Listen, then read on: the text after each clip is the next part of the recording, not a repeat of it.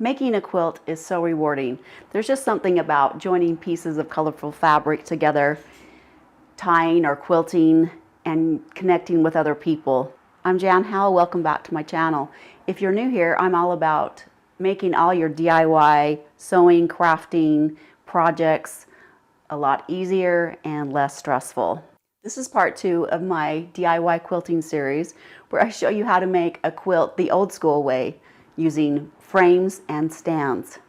Now this is a lost art that not many crafters even have heard about or seen. I'm trying to bring this method back and show you how easy it really is and how enjoyable it is. Once you make a quilt this way, you'll be hooked. In a previous tutorial, part 1 of the series, I showed you how to make your own quilting frames out of wood, how to attach the fabric strip. Now it's time to show you how to attach the fabric and the batting to the frame. So without any further chit chat, let's get started.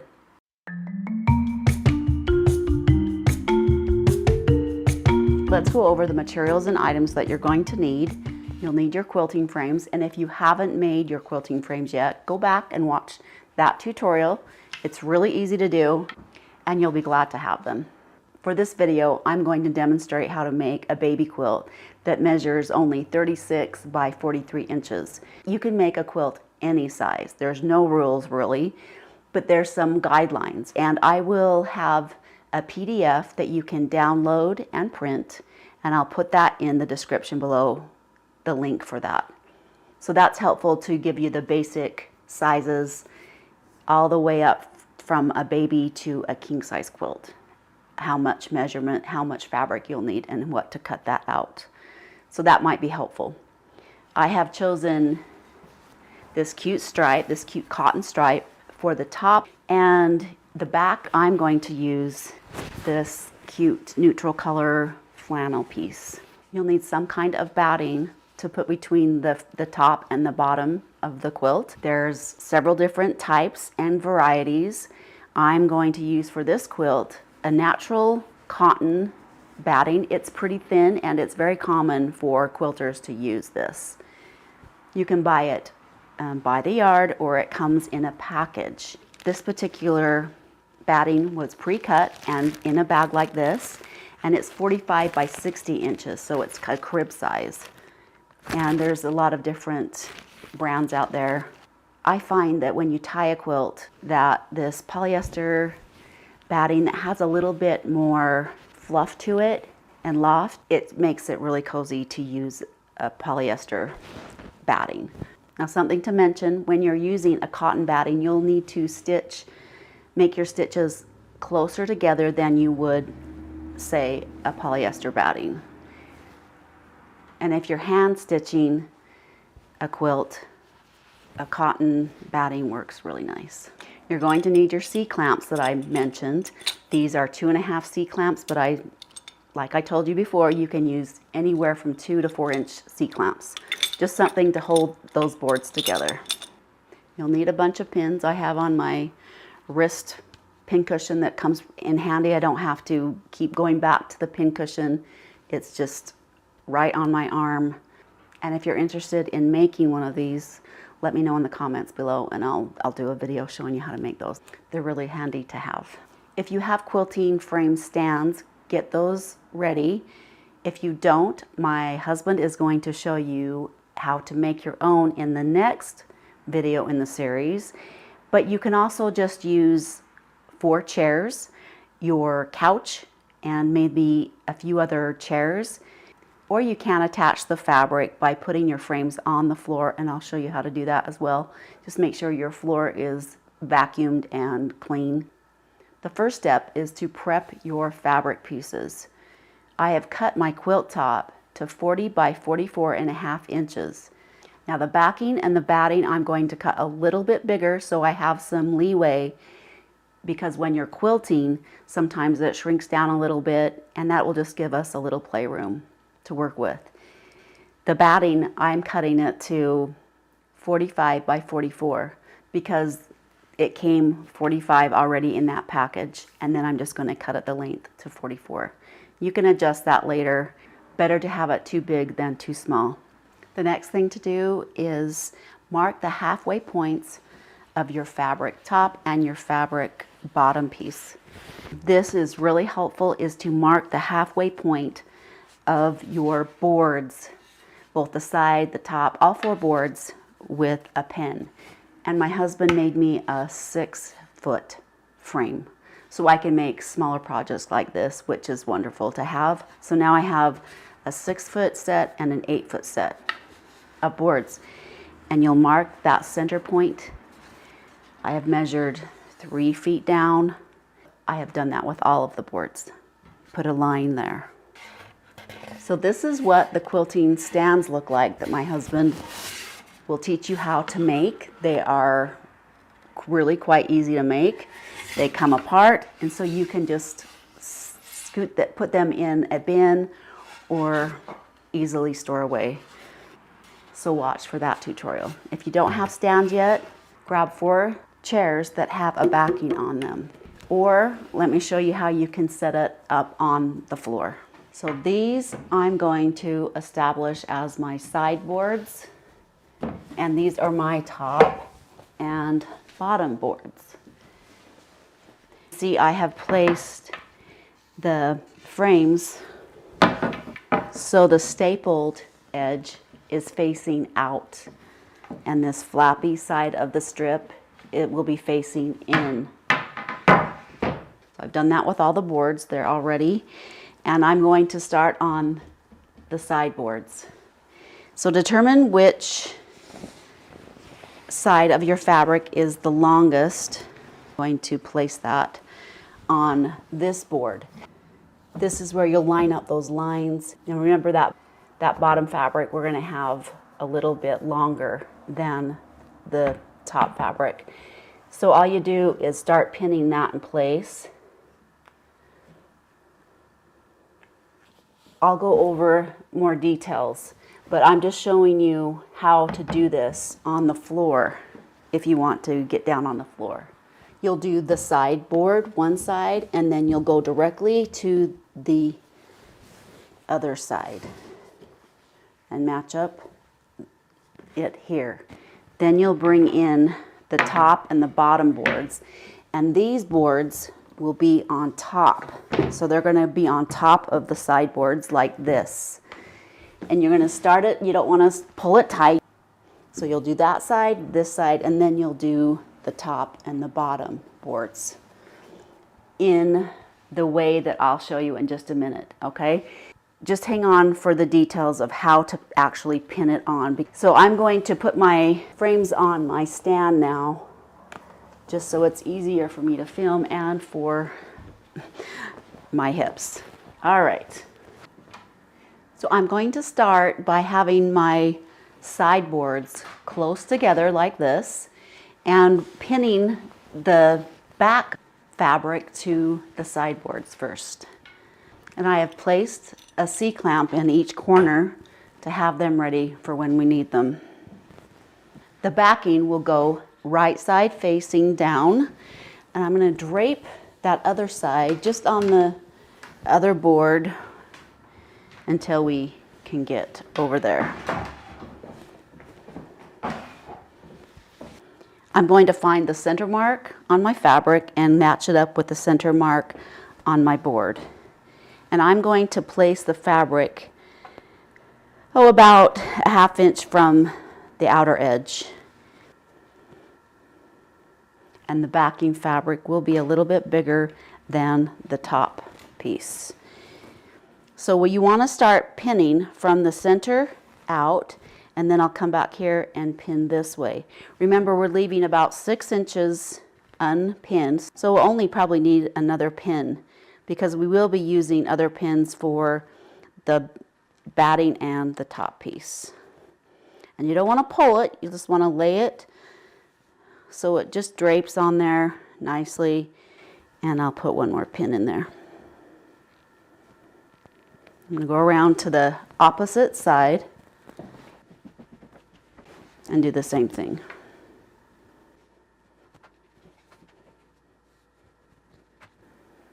It's so nice having these pins instead of those big tacks that are falling all over the place, and This is just real handy to have those pins on my wrist. All right, now we'll pin them to the top and the bottom of bottom boards. And we'll need to pull this apart just a little bit.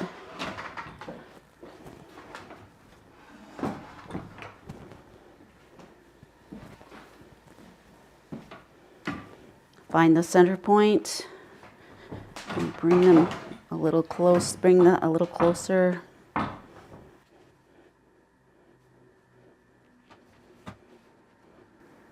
And making that last pin about 6 inches from the edge.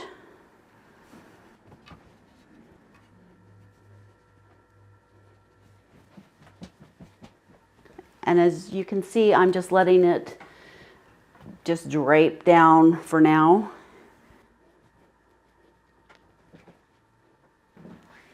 Okay, we're going to put our C-clamps on. I like to hold the corner of the fabric and move the boards, so you're not pulling it tight, but just so it's like flat but not pulled. And then you'll take your C-clamp, insert it right there in the corner, and clamp it down.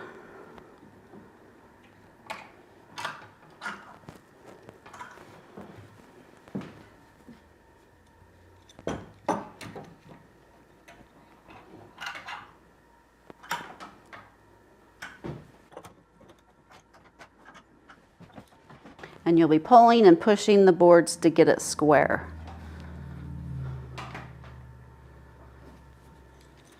All right, that looks good.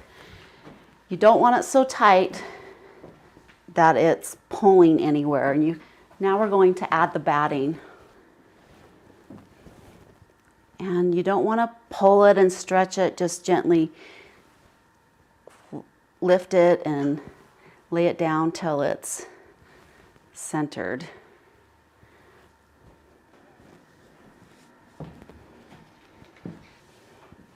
All right, now we'll go around the board and pin it in place as well.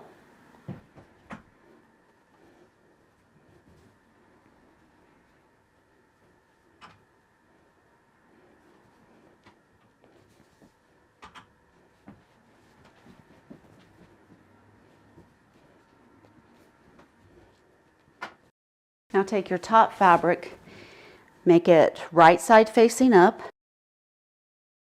center markings,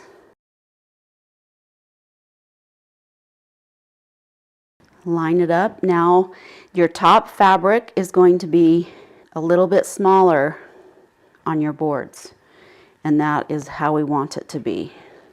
So it's just going to come in probably a 1/2 inch from the edge of the board, and then we'll pin it to the strip. I'm just going to put 1 pin in each side.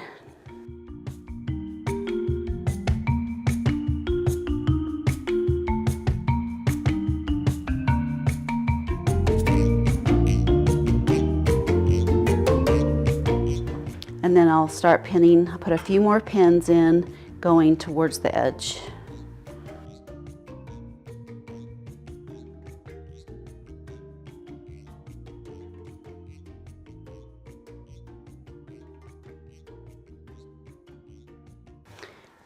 And this is where we start making a few adjustments with our C-clamps, because you can kind of see how this is not squared up. I'm going to loosen that up.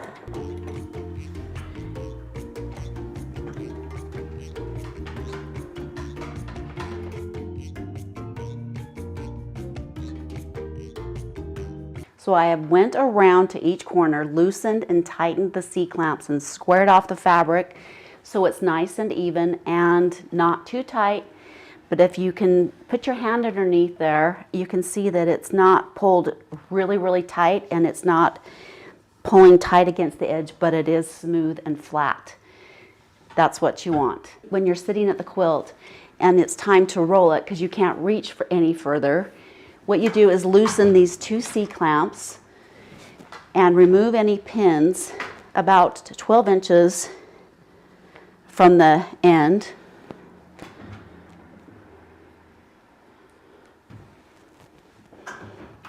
Just loosen those and remove them.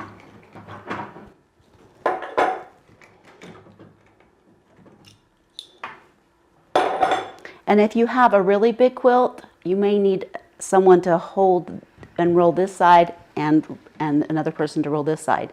But since this baby quilt is so small, I'm just going to keep it not pulled really tight, but just pull it so it's taut. And let's see, there's a pin there. And you'll just go ahead and roll it as much as you need to, and then you'll reapply and recenter those C-clamps so that the fabric is tight and even.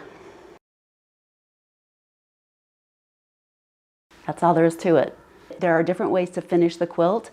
You can tie it, you can make little V stitches.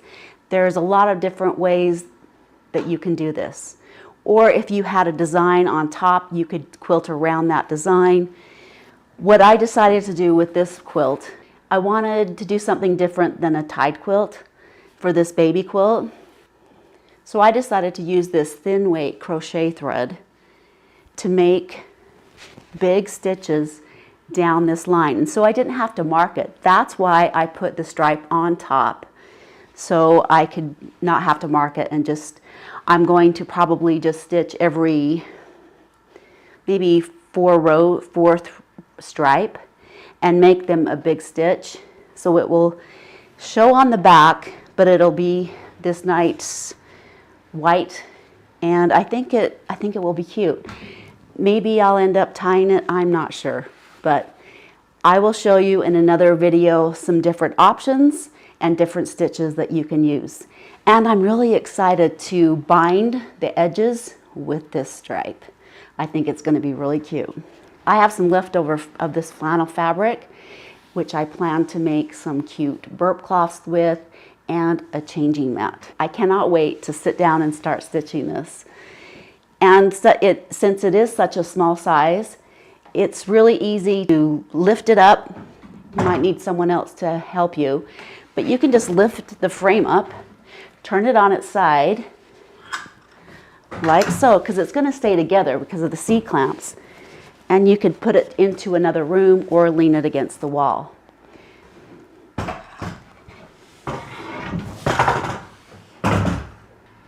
Pretty simple.